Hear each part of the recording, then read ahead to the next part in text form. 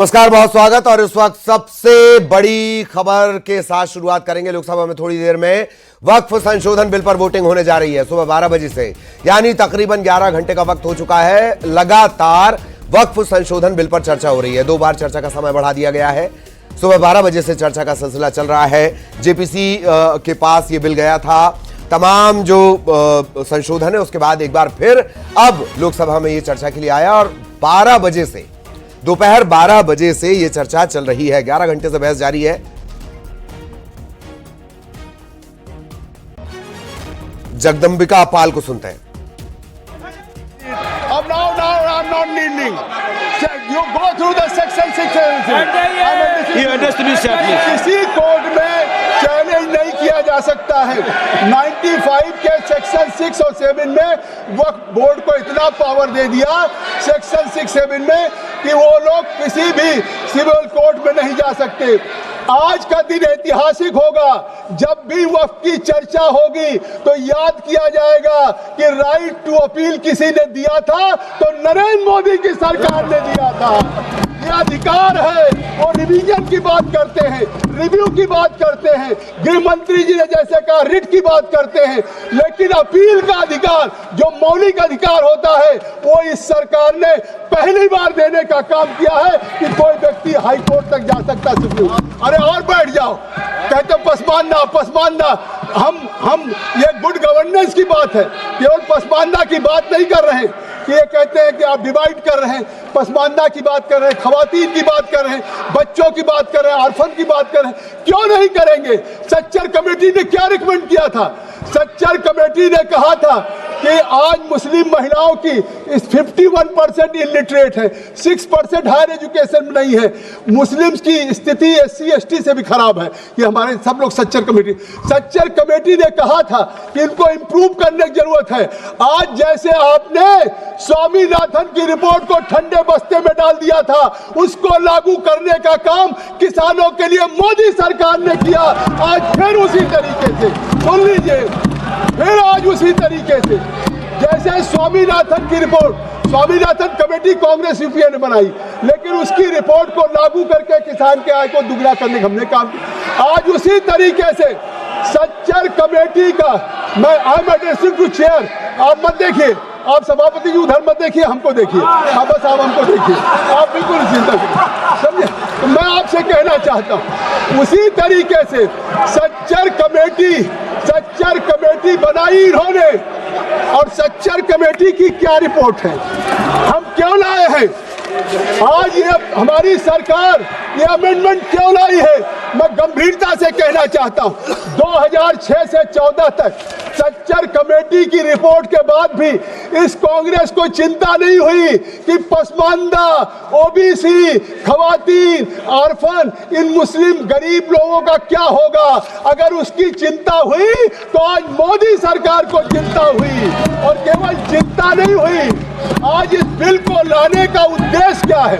इस बिल को लाने, चिल्लाइए मत, इस बिल को लाने का उद्देश्य क्या है?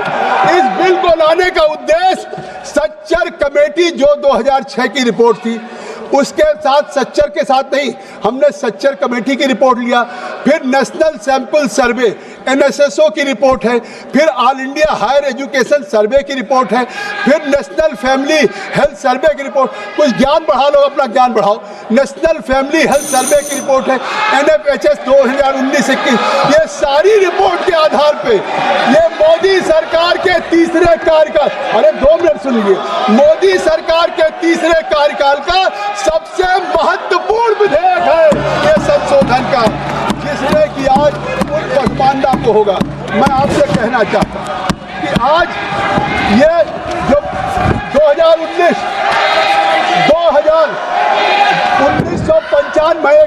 1995 हो, 2013 हो, आज तो उन्होंने उस समय अनकॉन्स्टिट्यूशनल पास किया था। मैं बता दूं कि 1995 2013 में इन्होंने आर्टिकल 14 का उल्लंघन किया, आर्टिकल 15 का उल्लंघन किया, आर्टिकल 19 का किया, आर्टिकल 21 का किया, आर्टिकल 300A का किया। उस समय संविधान के इसका उल्लंघन करके और फिर भी उन्होंने 95 और 2013 को चुनाव के लिए अमेंडमेंट किया। मैं एक बात कह देना चाहता हूं कि आज क्यों वक्त संपत्तियों को विशेषाधिकार दिया जाएगा। मैं आज कहना चाहता हूं, हमेशा याद किया जाएगा, ये याद किया जाएगा कि अगर वक्फ बोर्ड में पसमानदा आए, ओबीसी आई, कारण महिलाएं पहले से थी। आज तक कैलकुलेट कर लीजिए, केवल 8 महिलाएं आई आज तक, जब से 95 बना। और अब मैंडेट हो गया कि हर वक्फ बोर्ड में 2 होंगी महिलाएं और हर काउंसिल में हमारी 2 महिलाएं होंगी लिस्टेड, और ये मैंडेट है। और आर्टिकल 14 का उल्लंघन कैसे है मैं बता दूं, वक्फ संपत्तियों को विशेषाधिकार दे दिया गया। अन्य धार्मिक संस्थान जैसे हमारे तेजस्वी कह रहे थे कि हम मंदिर को नहीं दे सकते, चर्च को नहीं दे सकते, गुरुद्वारे को नहीं दे सकते, जैन को नहीं दे सकते, केवल वक्फ को विरोध। ये आर्टिकल 14 का इनका 95 2013 का था कि सरकारी भूमि पर वक्फ बोर्ड स्वतः दावा कर सकता था, अन्य धर्म को सुरक्षा नहीं थी।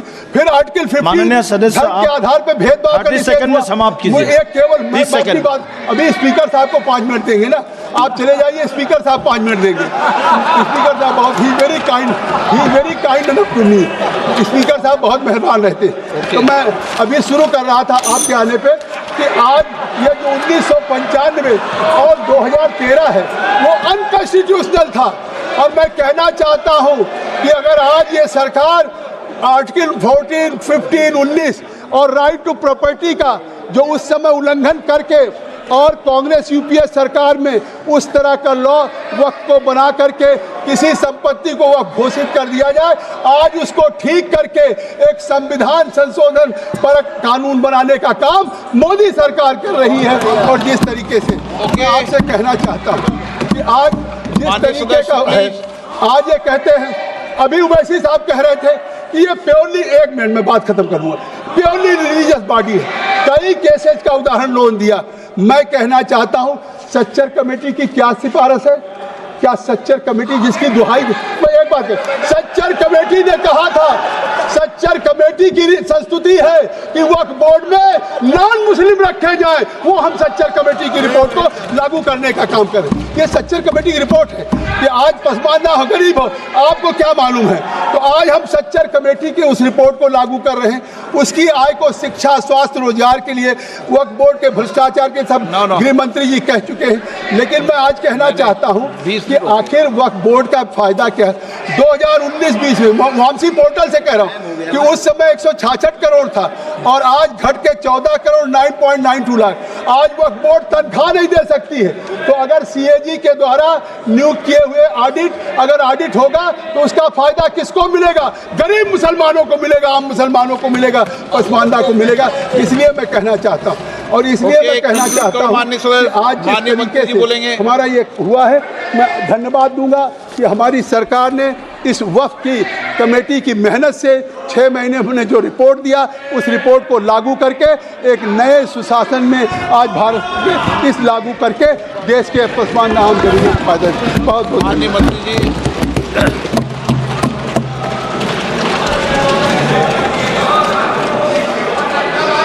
आदरणीय अध्यक्ष महोदय जी,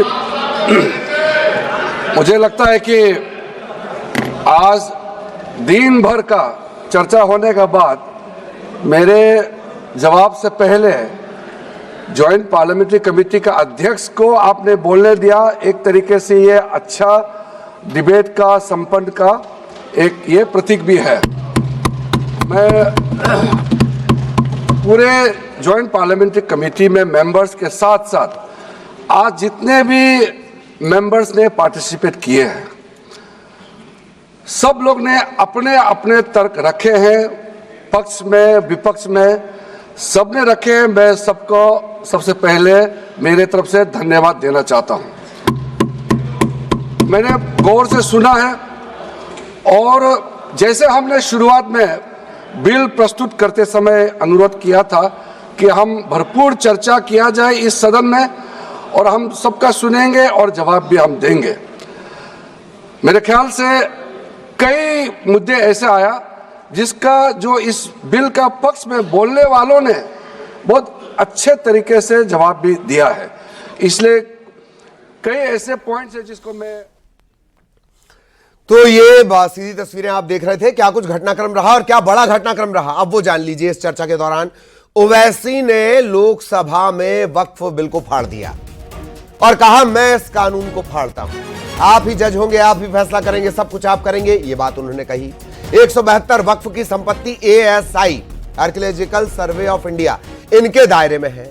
यह बिल अनुच्छेद 14 का उल्लंघन है। यह कौन कह रहा है? ये ओवैसी कह रहे हैं।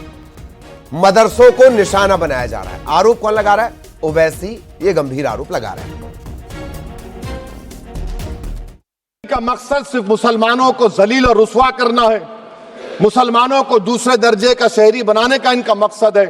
सर, अगर आप हिस्ट्री को पढ़ेंगे तो महात्मा गांधी उस वक्त के व्हाइट अफ्रीका में सफेद फम अफ्रीका के कानून को महात्मा गांधी ने कहा था कि ये मेरा कॉन्शियंस इसको मानता नहीं, मैं इस कानून को कबूल नहीं करता हूं। तो महात्मा गांधी ने क्या किया? उन्होंने उस कानून को फाड़ दिया। तो मैं गांधी की तरह इस कानून को फाड़ता हूं। ये अनकॉन्स्टिट्यूशनल है सर।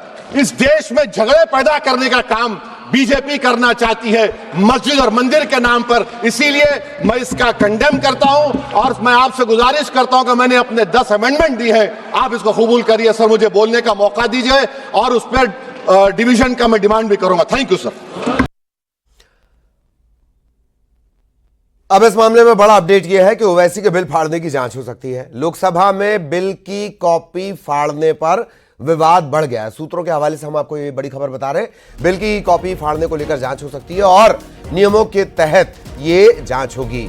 ओवैसी ने वक्फ संशोधन बिल की कॉपी फाड़ी है। चर्चा खत्म करते वक्त लोकसभा में उन्होंने इस बिल की कॉपी को फाड़ा है।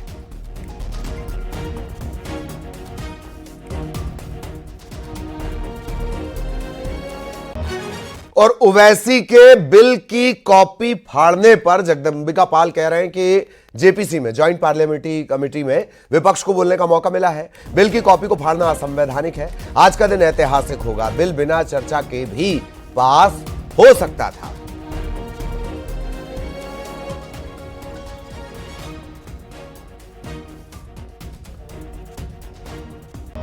तो सरकार के पास दोनों सदनों में बहुमत है। बिल की कॉपी फाड़ना असंवैधानिक है, ये कह रहे हैं जगदंबिका पाल। और बिल की कॉपी फाड़ने के मामले की जांच भी होगी, ये बात भी कही गई है। उनका यह भी तर्क है कि जब जेपीसी बनाई गई थी उसमें तमाम दलों के लोग शामिल किए गए थे, तो जेपीसी में विपक्ष को बोलने का पर्याप्त मौका मिला है और बिल की कॉपी को फाड़ना असंवैधानिक है। उन्होंने यह भी दोहराया कि आज का दिन ऐतिहासिक होगा और यह भी कहा कि ये जो बिल है, संशोधन बिल जो है, वक्फ बोर्ड संशोधन बिल, ये तो बिना चर्चा के भी पास हो सकता था, पर सरकार ने इस पर चर्चा कराई। तकरीबन 12 घंटे ये चर्चा हुई है। सुबह 12 बजे से ये चर्चा शुरू हुई है और कुछ देर बाद फिर 12 बज जाएंगे।